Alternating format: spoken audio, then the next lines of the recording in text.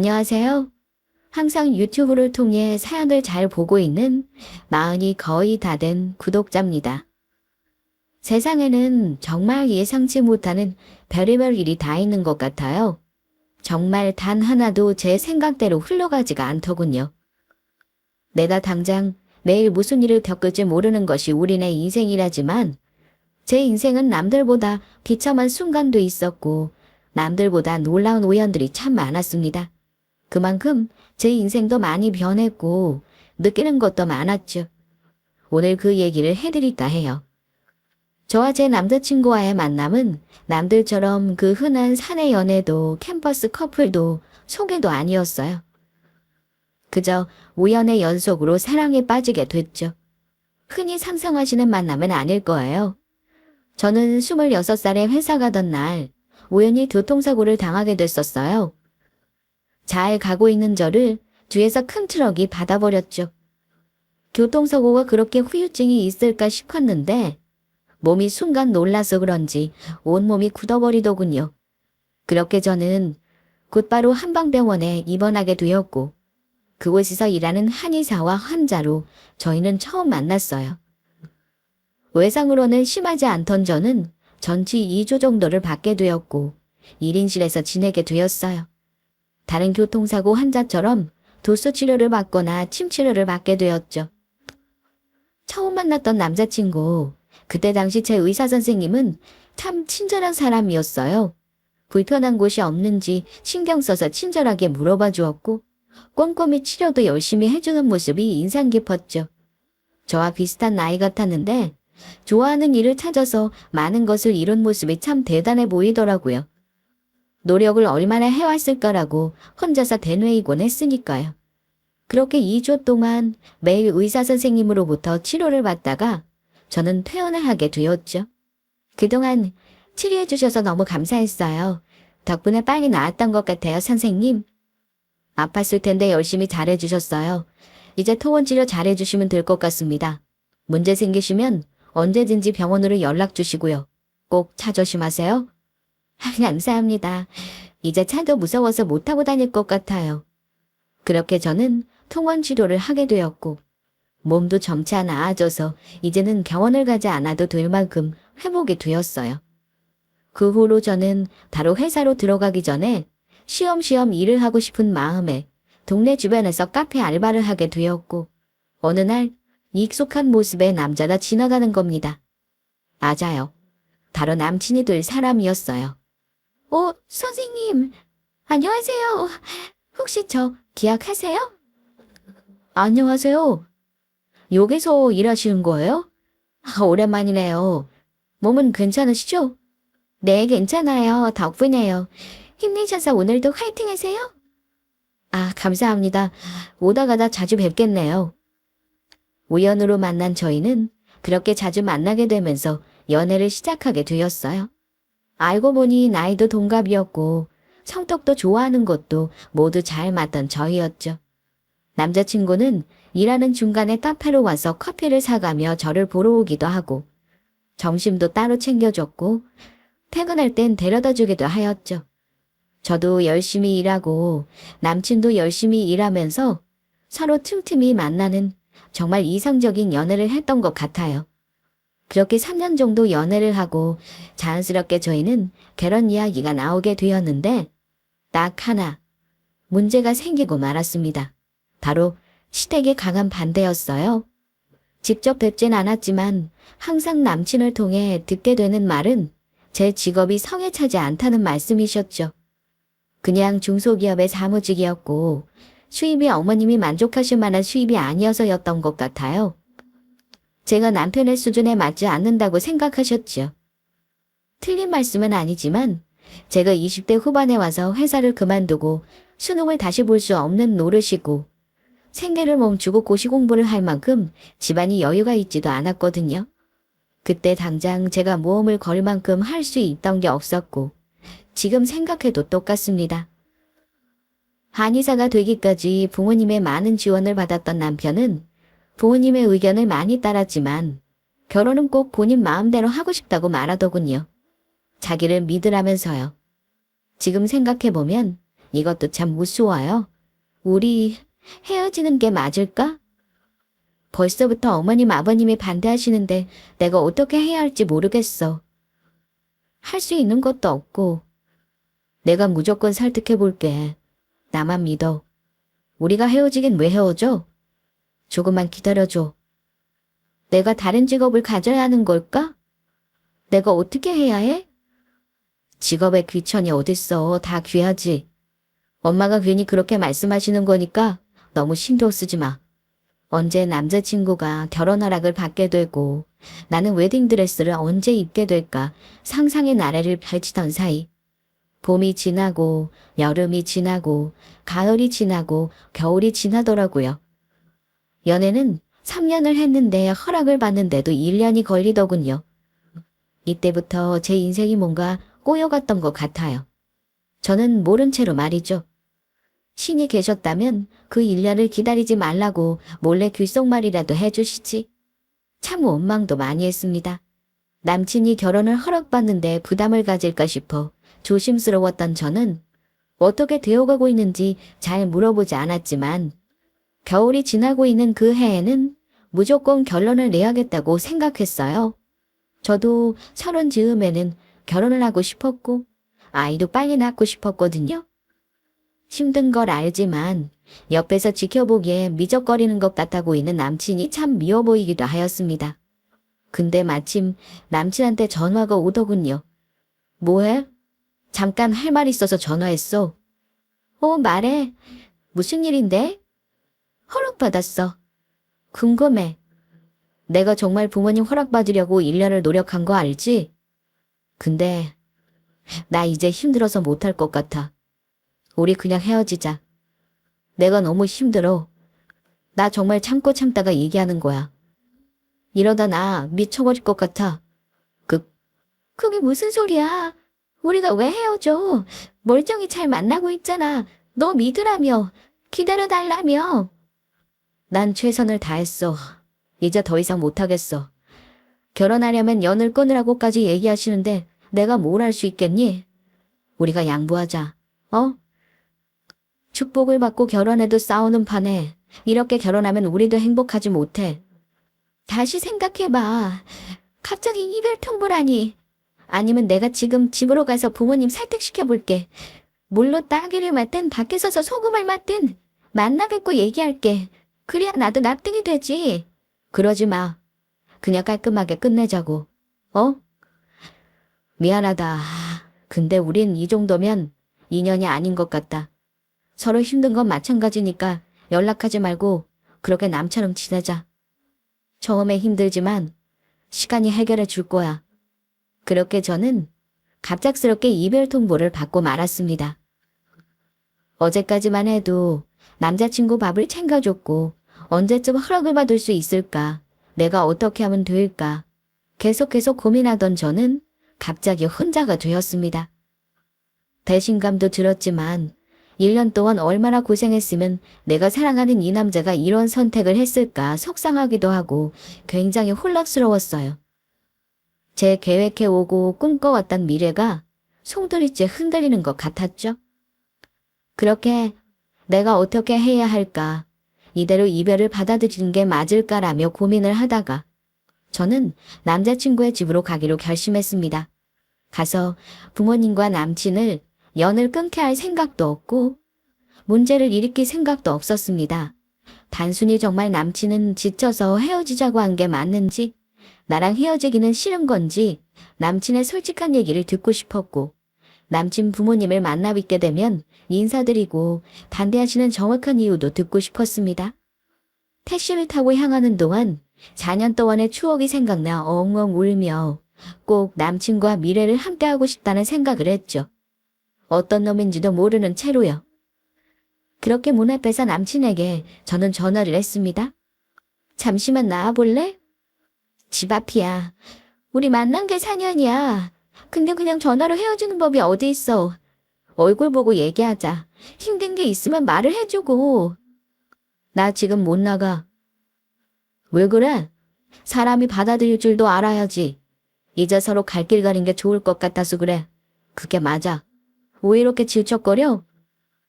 어려운 거 아니잖아. 잠깐만 나와봐. 4년을 이렇게 끝내는 건 아니지. 순간 남친 뒤에서 남친 어머님의 소리가 들렸고 집 안으로 들어오라는 말씀이 들렸어요. 저는 그때는 아직 남친을 좋아하기도 했고 직접 어머님을 뵌 적도 없었기 때문에 만나 뵙고 이야기를 나누면 허락해 주실 수도 있지 않을까 하는 일말의 기대를 품고 집 안에 들어가게 됐지요. 들어가니 한때는 기대도 안 했지만 정말 휑하고 냉랭한 분위기가 가득하더군요. 저는 남친을 보자마자 눈물이 나올 것 같았지만 남친은 제가 본 것 중에 가장 차가운 얼굴을 하고 남친 어머님 옆에 붙어 앉아 있었어요. 마치 정을 이미 뗀 것처럼, 이미 제가 지긋지긋하다는 것처럼요. 안녕하세요, 어머님. 처음 뵙겠습니다. 제 이름은 됐다. 이미 끝난 사이인데 서로 통성매원해서 뭐하니? 남남인걸. 네. 갑작스럽게 찾아와서 죄송해요. 다만 저는 끝난 사이라고 생각하지 않아서 얘기라도 해보고 싶은 마음에 찾아왔어요. 놀라셨으면 죄송합니다. 끝난 사이라고 생각이 안 들어. 너 정말 당돌한 애구나. 결혼은 절대 허락할 수 없다. 그리고 여기가 어디라고 찾아와? 버릇없이. 요즘 애들은 하여간. 이유라도 제가 사무직이라서 그러신 건지 그게 아니면 반대하시는 딴 이유가 있으신 건지. 자고로 여자 집이 잘 살아야 남자가 크게 되는 거란다. 너희 집이 대체 우리 아들한테 뭘 해줄 수 있니? 대충 얘기 들어보니 그냥 그렇게 자라온 것 같고 대학교도 학자금 대출받고 다녔다질 않나. 무슨 국가에서 지원받아서 월세를 내고 있다고 하질 않나. 애 결혼은 현실이야. 내 아들 한의사 시키라고 애 아빠하고 나 정말 최선을 다했어. 수억 아니 수십억이 들었다. 근데 결혼한다고 데려온 여자하고는 정말 애 공부만 하느라고 보는 눈 없는 건 벌써부터 알고 있었다만 부잣집 며느리 들어온단다. 여기는 너가 있을 곳이 아니야. 네 자리가 아니라고. 네, 어머님? 그게 무슨 소리세요? 며느리라뇨? 급에 맞는 사람을 만나 결혼을 하지 않겠니? 아휴, 중매로 만났다지만 너가 중매로 나온다고 했으면 난 우리 아들 내보내지도 않았다. 알았어. 이젠 다신 얼굴 볼 일 없었으면 한다. 이젠 며느리 될 아가도 들어올 거고 불편한 건 피차 마찬가지 아니니. 이게 무슨 소린지 정말 혼란스러워 멍해졌습니다. 며느리라뇨? 저는 그저 결혼을 허락받는다던 1년 동안 남자친구를 기다린 것뿐인데 이게 다 무슨 소리였을까요? 전 제가 며느리가 될 줄 알고 있었어요. 저는 어머님이 일어나자마자 남친에게 바로 물어봤습니다. 너 저게 무슨 소리야? 너 1년 동안 결혼 허락받으러 다닌 게 아니고 중매받고 선보러 다녔어. 너가 어떻게 나한테 그럴 수 있어? 너 나 사랑한다며. 지금 이게 뭐야 대체? 엄마는 엄마대로 날리고 너는 너대로 날린다 어떡해? 그리고 엄마 봐. 고집세서 내가 이길 수가 없어. 정말? 그래 나갔어. 엄마가 원하는 대로 해줘야지 어떡해. 부모 자식 연을 끊을까? 미안하다. 근데 나도 선택권이 없었어. 너 결혼하니 며느리 될 아가는 뭔 소리야? 말을 좀 해보라고. 진정하고 좀 들어. 결론적으로는 맞아. 이게 숨긴다고 숨겨줄 것도 아니고 이젠 말해야 할 것 같아. 임대업 하는 친구야. 사실 부모님이 부자래. 사업을 크게 하신다고 하더라고. 우리 엄마가 결혼 반대하시는 거 이해는 가잖냐? 틀린 말 하실 분은 아니고 중매로 계속해서 엄마 눈에 차는 여자애들만 줄을 서는데 너로 만족하실 순 없었겠지. 나쁜 놈. 내가 오늘 여기 와서 너무 다행이다. 아니었으면 혼자 미련 두고 다시 연락했을 수도 있겠다. 너가 쓰레기인 것도 모르고. 참, 너 인생 똑바로 살아. 한심해. 너 같은 것도 의사라고 너한테 치료받는 환자들이 불쌍하다. 그렇게 저는 눈물이 쏟아지는 걸 겨우 눌러 참으며 신발을 신고는 뛰쳐나가듯 나왔습니다. 제가 뭘 그렇게 잘못했을까요? 여태까지 저는 밖에 쓰레기도 한번 버리지 않고 살아왔습니다. 제가 키우는 강아지도 유기견이었고 한 달에 한 번 고아원도 요양원도 봉사활동을 다녔습니다. 이런 모든 일들, 보상을 바라가온 건 아니지만 남들 위해서 착하게 살아온 제가 벌을 받아야 할 이유는 절대 없었다고 생각했어요. 이제 곧 부자 며느리가 들어온다고 설레하며 상기된 얼굴을 하고 있던 어머님과 그 옆에서 차가운 눈으로 지켜보고 있던 남친. 저는 여태까지 뭘 지켜오려고 노력했던 걸까요?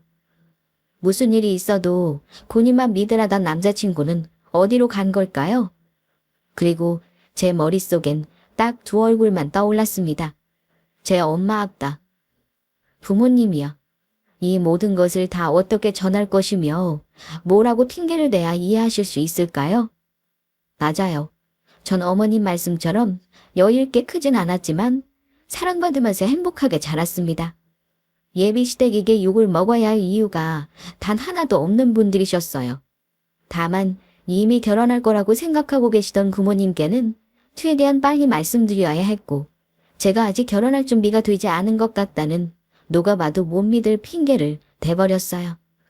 엄마 아빠 나야 별일 아니고 갑자기 나 좋은 기회가 생겼지 뭐야. 회사에서 다른 부서로 가보래. 가서 팀장 자리도 맡아서 해보래. 너무 잘 됐지. 정말이야? 너무 잘 됐다. 열심히 밤낮 없이 일하더니 우리 딸 정말 기특해. 김서방도 좋아하지? 그래서 말인데 나 그냥 결혼 안 하려고. 지금 할 때가 아닌 것 같아서 김서방한테도 헤어지자고 했어. 갑자기? 굳이 헤어질 필요가 있어? 아니 여태까지 잘 만나놓고는. 갑자기 왜? 딴 이유 있지? 뭔데? 없어. 눈치 빠르지도 않으면서. 그냥 내가 오늘 헤어지자고 했어. 나 더 잘 될 수 있을 것 같아서. 돈도 많이 벌면 더 좋은 남자 들어오겠지 뭐. 그 전까지 저는 그냥 효도나 하면서 살랍니다. 지금 생각하면 부모님께서는 어느 정도 다 아신 것 같으면서도 그냥 넘어가 주신 것 같아요. 자세히 물어보면 제가 상처받을 것을 알고 말이죠. 그렇게 한 2주 정도가 지난 후 저는 더 큰 상처를 받게 되는 일이 생기게 됩니다. 자취방에 혼자 누워있다가 이렇게 살지 말고 뭐라도 해야겠다 싶어 헬스장을 끊었고 운동하러 가던 길이었어요. 갈비찜 옆을 열심히 경보로 지나가고 있던 순간 남친과 어머님 아버님 얼굴이 보이는 겁니다. 근데 그 옆에 한 명이 더 있었습니다. 바로 새로운 부자 며느리 같아 보였어요. 하하호호 웃음이 얼굴에서 떠나가지 않았고 제가 없어지니 참 완벽한 가족이더군요. 제가 버림받은 지 딱 2주가 되던 날이었어요. 순간 남친 어머님이 저를 보시고는 알아채신 듯 했지만 제가 보라는 듯이 그 여자의 그릇 위에 고기를 놔주더라고요. 참 사람이 그렇게 못될 수가 있을까 싶었지만 다 끝난 마당에 아무것도 할 수 없던 저는 눈물을 머금고 도망치듯 그곳을 빠져나왔습니다. 그 이후 저는 제가 아무렇지 않게 훌훌 털어버리고 쉽게 잊어버릴 수 있을 줄 알았어요. 근데 사람 마음이라는 게 정말 마음대로 안 되더라고요. 가슴이 항상 턱 막히는 것 같아서 술도 많이 마셨고 자꾸 떠오르는 남친과 그 엄마의 얼굴에 정말 괴로웠어요. 제 스스로도 버림받았다는 생각에 자존감이 많이 낮아졌고 제 자신에 대한 자신감도 없어졌습니다. 일을 하러 새로운 회사에 들어가도 초고속 승진으로 칭찬받던 제가 이제는 일과 인간관계 모두 적응을 잘하지 못하여 한 달씩 일을 하고 그만두기 일쑤였죠. 또 친한 친구들 모임을 주선하기도 했는데 이제는 핸드폰을 아예 보지 않기 시작했습니다. 제 스스로가 점점 낯설어지기 시작했죠. 이건 아무도 도와줄 수 없는 저와의 싸움이었어요. 제가 극복해야 이기는 게임 같은 상황이었죠. 항상 진창으로 생활하던 어느 날, 엄마가 자취방으로 찾아오셨어요. 딸, 언제까지 이럴 거야? 결혼할 준비가 안 되어서 헤어졌으면 결혼할 준비를 해야지. 엄마가 너무 속상하고 마음이 아프다. 이렇게 할 거면 왜 헤어지자 했어? 엄마, 내가 헤어진다고 한 거 아니었어. 내가 헤어지자고 한 게 아니야, 아니라고. 갑자기 헤어지자 해서 이유를 물어봤더니 땅 부자 며느리를 드리고 싶으신데 남자친구도 중매를 봤대. 1년 동안 그러고 다녔대. 나는 옆에서 챙겨주면 선물 보내고 밥 차려주고 난 뒷바라지 열심히 했어. 근데 내가 없는 그들이 너무 행복해 보였어, 엄마. 근데 너무 힘들어. 내가 뭘 잘못한 거야? 내가 뭘 어떻게 했어야 해? 대학이라도 다시 가서 의사라도 됐어야 됐냐고? 괜찮아, 딸. 다 괜찮아질 거야. 살아보니 그래. 시간이 모두 해결해 줄 거야. 엄마 품에서 한참을 울던 저는 머릿속에 갑자기 가고 싶은 곳이 생겼습니다. 제주도였어요. 모든 것을 다 끊고 혼자 밭을 갈고 살고 싶기도 했고요. 해변가에서 멍하니 의자를 놓고 있고 싶기도 했고, 지금 생각해보면 그저 혼자 생각할 시간이 필요했던 것 같습니다. 이 말을 들으시고는 부모님께서도 응원해 주셨고, 저는 그 길로 제주도 서귀포로 향하게 되었습니다. 가니까 정말 모든 것이 행복하고 좋더군요. 눈앞에 보이는 바다와 맑은 공기, 그리고 숲길과 오름. 종종 생각이 많으면 올라가는 한라산까지 저에게 정말 안성맞춤인 곳이었어요. 그렇게 저는 한 달 살이 정도를 생각했던 제주도 서귀포에서 집을 구해서 3년 정도를 지내게 됩니다. 생활비는 재택근무도 하고 숙소 청소도 하면서 지냈고, 예전 사무직에서 비해서는 턱도 없는 월급이었지만 저는 정말 행복했어요. 완벽한 터닝 포인트였죠. 많은 친구들이 저를 보기 위해서 번갈아 가며 내려오기도 했고, 부모님도 여행 겸 자주 내려오셨어요. 제일 친한 친구가 오랜만에 내려온 날이 제 인생을 뒤바꿔 주었습니다. 정말 좋다, 제주도. 너 되게 얼굴 좋아 보여. 제주도가 물이 좋은 건가? 공기가 좋은 건가? 비결이 뭐야? 날이 갈수록 좋은 것 같아. 응, 좋아. 전부 다 좋아. 처음엔 힘들어서 내려왔는데 이젠 아니야. 내가 좋아서 있는 거야. 여기 힘들 때 해변가 가서 파도 보면 속이 확 풀리는 거 있지. 예전에 힘들었던 거 생각나면 숲길 가서 나무 냄새 맡기도 하고, 그게 비결이지 뭐. 괜히 여기가 관광지가 아니라니까. 진짜 사람들이 많이 좋아할 이유들이 많아. 그럴까? 나도 여기 살까? 너 말 들으니까 확 땡기는데? 근데 넌 집을 구한 거야? 통째로? 응, 그치. 처음에 나도 호텔을 있어보고 다 했는데 우선 나는 언제까지 있을지 몰랐었으니까 집을 구해버렸지. 그래도 서울보단 훨씬 싸. 집은 훨씬 큰데 월세는 서울 반값이라니까. 서울은 정말 말도 못하지. 너 알지? 우리 집 작은 거. 그래도 월세가 역 바로 옆이라고 90만 원씩 나가더라? 혼자 조용히 취직은 듯이 지내고 싶은데 너무 비싸니 호텔에 한 달 동안 있을 수도 없고, 독채 이런 데나 오피스텔은 한 달은 잘 받아주지도 않더라. 최소 6개월에서 1년이야. 게스트하우스 가기엔 사람이 너무 많아서 시끌벅적하고, 좀 저렴하고 괜찮은 거 없나? 뭐래도 돈이 문제지. 안 그래? 젊은 친구들 사이에서는 다른 지역에서 한 달 살게 하는 것이 점점 유행이 됐지만, 카페나 블로그를 살펴보니 제 친구처럼 거주할 곳 때문에 고민하는 사람들이 많다는 것을 알게 됐어요. 저렴하지만 혼자 단기로 지낼 수 있는 조용한 곳. 그런 곳을 저도 친구를 위해 살펴보니 정말 갈 곳이 딱히 없다는 것도 알게 됐죠. 그게 제 사업의 시작이었어요. 그렇게 저는 상처받은 사람들, 세상에 지쳐 혼자 오고 싶은 사람들이 조용히 지낼 수 있는 곳, 그 사람들을 위한 장소를 만들게 되었어요. 퇴직금과 이것저것 하면서 열심히 모은 돈, 대출, 그리고 부모님의 지원을 조금 받아서 저는 낡은 숙소를 매입했어요. 주변은 파도 소리만 들리는 아주 조용한 장소였죠. 그리고는 내가 그 버림받던 순간에 있고 싶었던 공간은 어디였을까 상상하며 손수 모든 것을 고치기 시작했어요. 핸드폰을 보기도 싫었으니 핸드폰을 위한 공간보다는 책장을 구매해 중고책으로 모두 채워 넣었고, 누구보다 조용히 자연의 소리만 듣고 싶었으니 바람에 흔들려 소리를 낼 수 있는 종을 매달았고, 파도 소리로 들을 수 있는 작은 창문과 하늘을 볼 수 있도록 누워서 위를 볼 수 있는 큰 창문도 만들었어요. 북적거리는 것도 싫었기에 숙소에는 딱 4개의 방만 멀리 만들어 두었습니다. 서로 마주치지 않게 말이죠. 이런 곳이라면 저도 금방 상처가 회복될 수 있을 것 같았어요.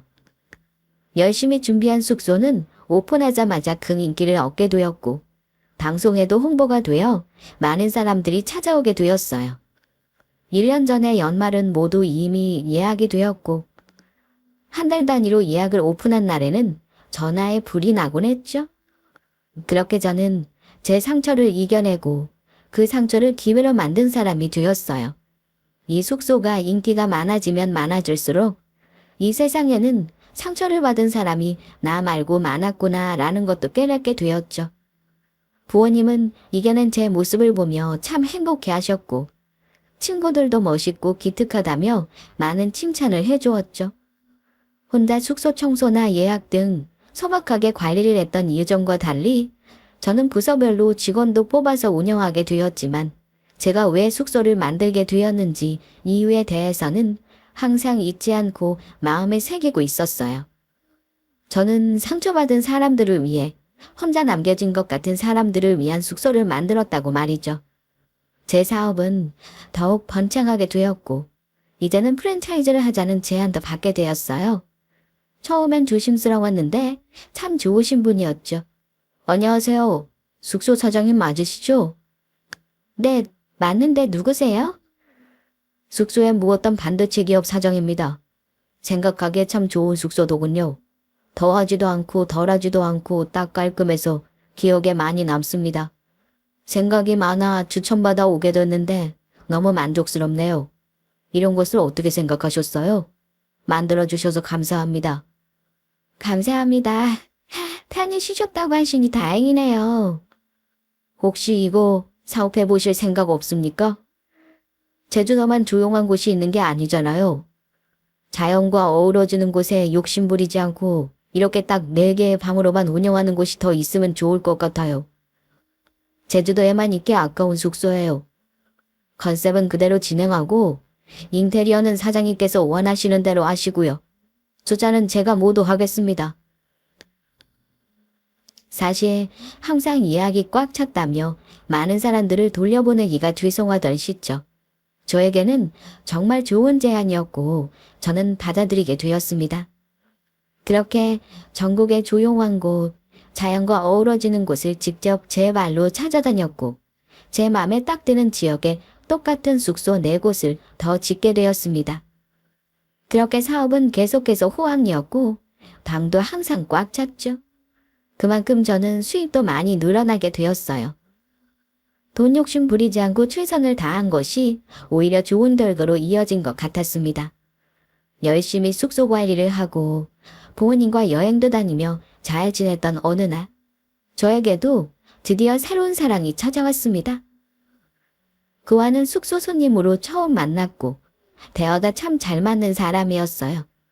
오랜만에 좋아하는 음식도 같고 좋아하는 작가도 같은 사람을 만나니 참 반가웠죠. 알고 보니 그 남자는 열심히 서울에서 일하는 변리사였습니다. 그렇게 저는 언제 상처가 있었냐는 듯이 연애를 시작하게 됐고, 다정하고 착한 심성에 하루하루 감동을 받곤 했죠. 남자친구는 서울에서 열심히 일을 했고 사업가인 제가 거의 서울에 가서 만나고 오곤 했어요. 서로 애틋하게 2년을 연애하고 저는 드디어 프로포즈를 받게 됐어요. 결혼하자 우리. 이젠 힘들지 않게 할게. 행복하자 우리. 그러자. 우리 서로 상처 주지 말고 행복하자. 결혼하자고 말해줘서 고마워. 나 정말 행복해.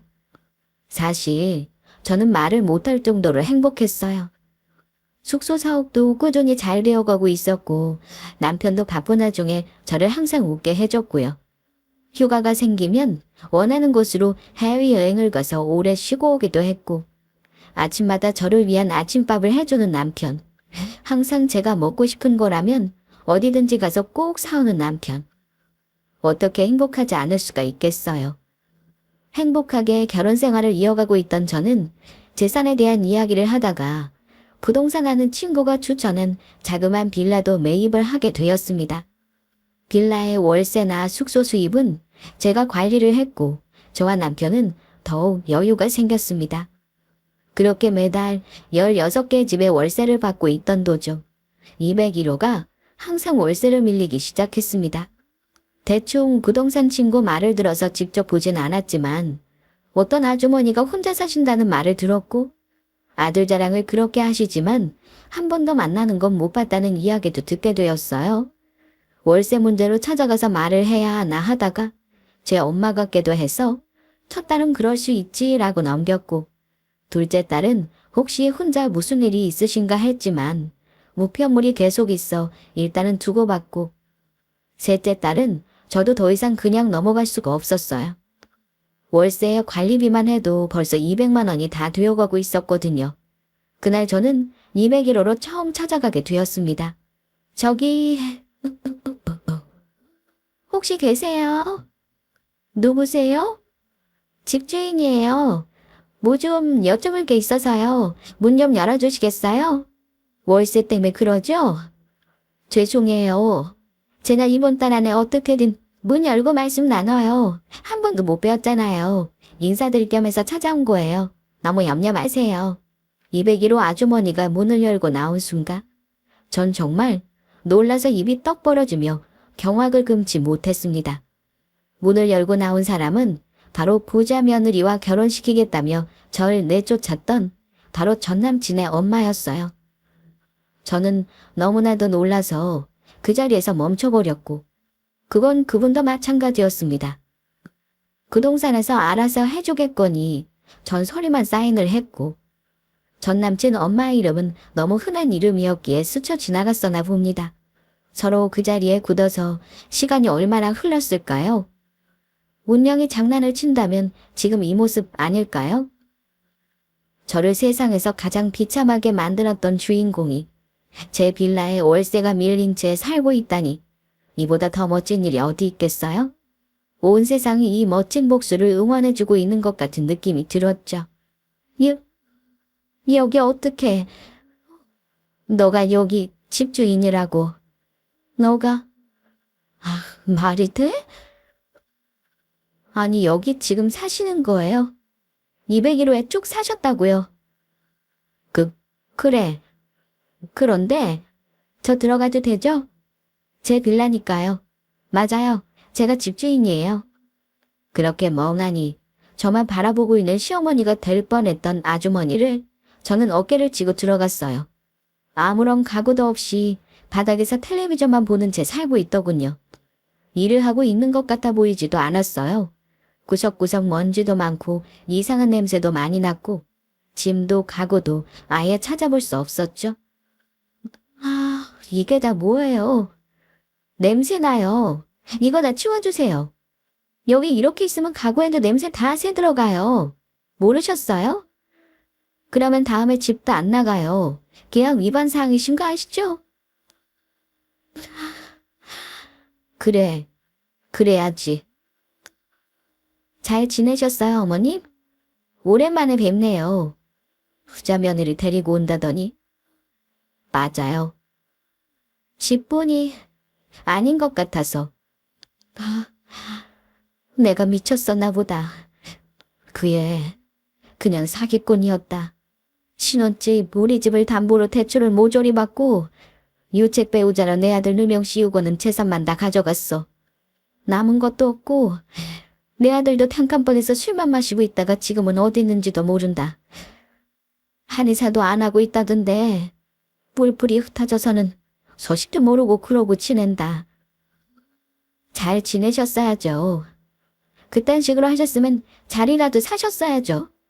그렇게 제 얼굴에 대고 급이 떨어진다고 악담하실 땐 언제고. 저 몰래 계속 중매도 보게 하셨잖아요. 여자 집이 잘 살아야 남자가 크게 되는 거라며요. 진짜 가관이시네요. 제가 시집갔으면 어쩔 뻔했어요. 생각만 해도 끔찍해서 소름이 다 끼치네. 결혼은 했니? 많은 나이 아니잖아. 너희 다시 시작해도 되지 않니? 전국에 5개 숙소 운영도 하고 여기 서울에 빌라도 있고 그거 관리하는 게 얼마나 힘든지. 항상 예약도 꽉 차서 더 이상 사랑받지도 못하고 매번 미안하다고 해야 해요. 그것도 엄청 피곤하거든요. 모르시죠? 더 피곤한 건 뭔지 아세요? 좀 이따 여기 동네 부동산들 다 한번 둘러보러 가야 해요. 어디를 사야 할지 모르겠어가지고. 추천해 주실 곳 있으세요? 여기 오래 사셨잖아요. 내가 잘못했다. 내가 이렇게 빌게. 우리 아들 좀 다시 받아주면 안 되겠니? 내 아들도 꼴이 말이 아니다. 너희 행복했잖아. 얼마나 잘 어울리고 예뻤는데. 내가 알지 그럼. 우리 아들도 너 만났단 얘기하면 엄청 기뻐할 거다. 아마 이 엄마 곁으로 돌아올 거야. 그리고 너 곁으로도. 그래서 다시 병원 차려서 잘 살면 되지 않니? 내가 정말 잘못했다. 무릎이라도 꿇을게. 아니요, 그러실 필요 없어요. 결리사 남편 도시락 싸러 가야 해서요. 만날 시간이 없네요. 어머님, 그렇게 살지 마세요. 고셨죠? 다 돌아와요. 그리고 피자 보기 불편한 건 마찬가지니 당 빼주세요. 그리고 월세 밀리시기도 하셨고 계약상 위반에 계약하셨으면 지키셔야죠, 어머님. 그렇게 저는 오랜만에 만난 전 시어머님께 속 시원하게 말했어요. 10년 전에도 이렇게 말했으면 얼마나 좋았을까요? 그때만 해도 어렸고 당황스럽던 저는 제대로 서 있는 것도 힘들었는데 시간을 돌려서 그때의 저를 만나게 된다면 열심히 앞만 보고 살라고 흘러가는 대로 노력하며 살라고 얘기를 꼭 해주고 싶었어요. 예전의 응어리가 완전은 아니지만 크게 제 마음에서 떨어져 나간 느낌이 들었어요. 가슴에 항상 못이 박힌 것처럼 살아왔었거든요. 지금 생각해보면 트라우마가 아니었나 싶어요. 정말 사람 인생 모르지 않나요? 저는 그렇게 전 시어머니가 될 뻔했던 분의 얼굴을 보니 제가 아팠던 만큼 저희 부모님이 고통스러웠던 것만큼의 일부라도 고통을 느껴봐야 한다고 생각했습니다. 그렇게 저는 더 이상 월세를 밀린 세입자를 지켜봐주고 기다려줄 생각이 싹 사라져버렸어요. 월세는 내가 어떻게든 마련해 보마. 내쫓지만 말아주면 안 되겠니? 요새 이만한 곳이 없어서 내가 수입이 있는 것도 아니고 겨우겨우 주변에서 돈 빌려서 살고 있거든. 부탁한다. 꼭 부탁 좀 할게. 예정이 있잖아. 어머님, 저희가 뭐 얼마나 만났다고 정은 정이에요? 저 내쫓으실 때 한 번 만났어요. 그리고 3개월치 월세 밀리신 거 보증금에서 깔게요. 그리고 나머지는 계약서대로 하기로 해요, 우리. 서로 번거로울 필요 없이요. 부동산에서 연락할 거예요. 제가 직접 할 시간은 없어서. 그러게 며느리를 잘 들으셨어야죠. 저는 방을 나오면서 제가 힘들어했던 시간과 여태까지 10년의 모든 일들이 필름처럼 지나가기 시작했어요. 뛰일 듯이 기뻐서 누구에게라도 붙잡고 말해주고 싶었죠. 혼자 웃으면서 걸어 나오며 저는 그렇게 복수에 성공했습니다. 여태까지 버텨온 제가 기특하기도 했어요. 이후 어머님은 조용히 방에서 정리를 하는가 싶더니 어느 날 조용히 이사를 가게 되었고 저는 일 순서에 따라서 월세 빼고 남은 보증금을 입금해주고는 새로 들어온 다른 세입자분과 잘 지내고 있습니다. 어디로 갔는지는 잘 모르지만 다른 부동산 분이 해주시는 말로는 더 작은 방으로 갖다나 몰아놔요. 가면서도 울고 불고 난리셨다고 전해주셨어요. 후회하신다면서요. 그 후로 계속해서 저는 숙소 운영을 조금이나마 확장했고 관리하는 직원도 점점 더 늘어나기 시작했어요. 그 기세에 더불어 상가도 하나 더 물 흐르듯이 매입했습니다. 현재 저는 초심은 절대 잊지 않으려는 노력으로 전국을 돌면서 쉬는 날 없이 숙소를 열심히 관리하고 있어요. 제 남편도 변리사로 성실하고 열심히 일을 하고 있고 아이 계획도 가지고 있어 열심히 노력 중입니다. 숙소를 오는 많은 사람들을 만나다 보면 참 다양한 직업, 성격, 외모를 가진 사람들이 오곤 합니다. 다만 그들은 모두 같은 표정을 하고 있어요. 지쳐버린, 이 세상에 더 이상 의욕도 느끼지 못하는 우울한 표정을 하고 있습니다. 전 누구보다 그 마음을 잘 알고 있죠. 저도 세상이 끝난 것 같았던 고통스러운 그 마음을 누구보다 잘 알고 있기에 어떠한 이유도 질문도 따로 하지 않고 조용히 쉴 수 있는 공간을 내주곤 합니다. 산에도 오르막이 있고 내리막이 있듯이 우리네 인생에도 좋은 일이 있으면 꼭 힘든 일도 있기 마련이고 힘든 일을 견디다 보면 행복한 일이 오기도 마련이죠. 하늘은 우리의 인생을 절대 완전히 선을 놓지 않더군요. 많은 것을 느끼고 회복할 수 있도록 오히려 도와주는 것 같아요. 여기까지 제 사연이었습니다. 들어주셔서 모두 감사합니다. 구독자분들 모두 행복한 한 해 되시길 기원합니다.